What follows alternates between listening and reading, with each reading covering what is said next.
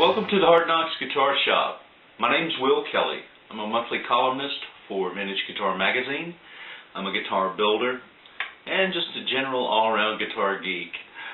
So this video is a result of a special request from some of my viewers that wanted to see how a truss rod is adjusted. Now, with all apologies to the guys at Groon's Repair Shop in Nashville, or some of Freddie Walecki's guys at Westwood Music in LA. We all have our different ways of doing things, but there are several general steps along the way that make good common sense and help you take care of your instrument well. So let's get going, okay? There's two main types of truss rod access, and it's based upon the style or model of guitar. There's the Gibson style, which has a cavity usually hidden under a plate. The Fender style, which generally speaking is an open cavity either up here at the nut or in some vintage models down here by the base of the neck. Either way, the main rule you need to remember is lefty-loosey, righty-tighty. Okay?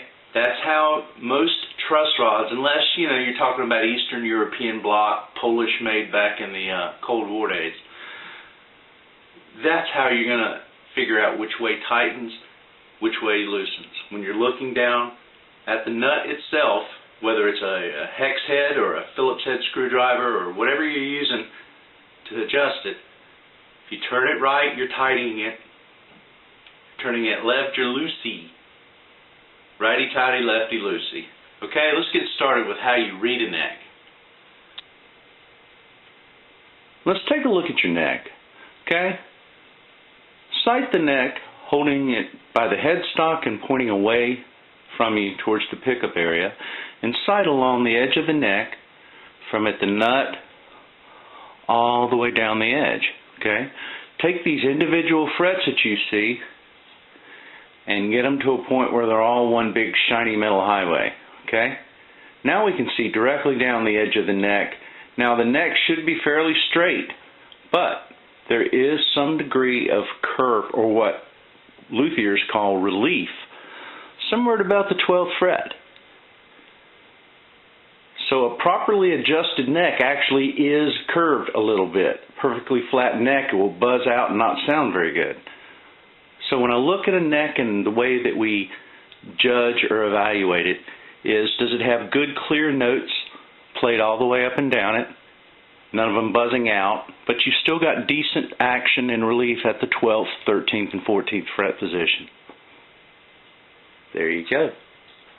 Okay, so what we're going to do is adjust the truss rod on our guitar now. Alright, remember we've sighted down the neck, and there are two situations you're probably going to encounter. One is that the neck is bowed up, both ends with the middle of it kind of cupped underneath. And you've got a lot of string action height at the 12th fret. Okay? To correct that, what you want to do is find the appropriate tool for your truss rod adjustment nut. And remember the cardinal rule: righty-tighty, lefty-loosey. Okay, so if we've got a neck that's bowed, we want to tighten the truss rod. Before you do anything to a truss rod, though, the best thing to try first off is to loosen it before you make any tightening adjustments or anything. After you've evaluated the straightness, take it about a quarter turn to the left. Just quarter turn to the left and make sure it's working properly. It allows the nut threads to kind of loosen on their own without a lot of pressure put on it. It'll help you. So, once again, if we've got some bow in the neck and we want to flatten it, righty-tighty, going about a quarter turn increments at a time. If our neck's too flat and things are buzzing, we want to add just a little bit of relief to the neck, lefty-loosey. Do things in small adjustmental increments. Let the wood relax between adjustments. Wood doesn't change form or shape under tension quite as fast as metal does. So it may take 2 or 3, 4 minutes for your neck wood to accommodate itself to the new degree of straightness or curve that you've entered in by dialing in your truss rod. On Gibson style guitars, you'll see a truss rod cover that covers the cavity where the truss rod adjustment nut is accessed. Depending on the model, there will be 2 or 3 screws securing this plastic cover to it, and you'll want to remove those before you go any further adjusting it. Other than that, the adjustment is the same, which is righty-tighty, lefty-loosey. When sighting a neck, there's a couple things you need to be kind of wary of because they could be, I don't know, kind of optical illusions. The first thing is don't ever look at the ends of the frets themselves, okay? Because a fret could be beveled on the end slightly differently than its compadres, or it could be notched slightly longer or shorter than. So if you try and line up those edges of the frets as you go down, sometimes there's waves and undulations just simply due to the patterns and the way the ends are finished. So it's real important to disregard that. The other thing that you really want to kind of disregard also is any binding. Okay, what you're really looking for is the true edge of the fingerboard itself. Okay, that's the true measure of how straight that fingerboard actually is. Not the plastic adornment on the side or not the metal accoutrement on top. It's the true edge of that wood surface on the top and the wood surface on the side mating. That's what you're trying to gauge and look at.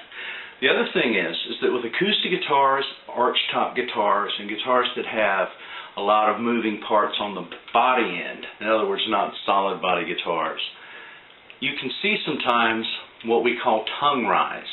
And all that is that the degree of movement that the fretboard that's attached to the acoustic chamber, the top of the guitar, sometimes will rise up just a little bit. It's a bad thing. So you can have a perfectly nice relief and straight neck from here to here, from 0 to 17, but the last 5 tend to get a little high.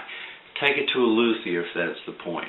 What you're really looking for is an even degree of curvature along the entire length of your fingerboard. Okay, you don't want waves or twists or roller coastery looking things.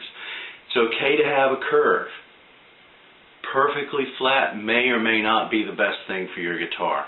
But the bottom line is that if the neck's adjusted right, the intonation set properly, and the height of the strings are correct, the guitar will play to the best of its abilities. And that's all we're really trying to get out of any of this stuff.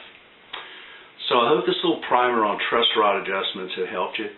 And please feel free to write me if there's any other topics or things that you want to cover. Have a great day, guys.